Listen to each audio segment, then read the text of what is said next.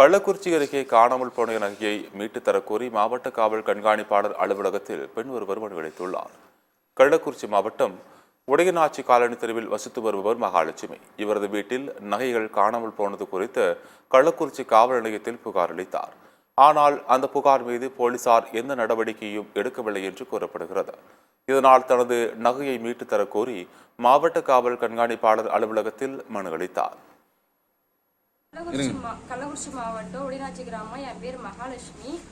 20ஆம் தேதி நைட்டு 10 மணிக்கு 3 பவுன் நகை காணோம், யாரோ திருடிட்டு போயிட்டாங்க. இது சம்பந்தமா நான் போலீஸ் ஸ்டேஷன் வடஞ்சூர் ஸ்டேஷனில் போய் கம்ப்ளைண்ட் கொடுக்க போனேன். எங்களை கம்ப்ளைண்ட் எடுத்துக்கவே இல்லை. போங்க வரேன்னு சொன்னாங்க. ரிட்டர்ன் வரல. அவங்க கம்ப்ளைண்ட் எங்ககிட்ட தான் இருக்கு. நேற்று ஆன்லைனில் போட்டால் ஆன்லைனில் சர்வர் ப்ராப்ளம்னு சொல்லி போகலை.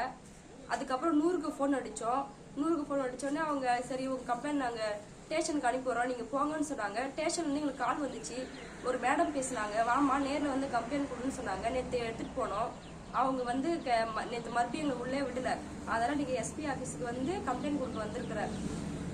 எஃப்ஐஆர் போட சொல்லியிருக்கேன். என் நகை கண்டுபிடிச்சி தர மாதிரி அவங்கள்ட்ட கேட்டுட்டு வந்திருக்கேன்.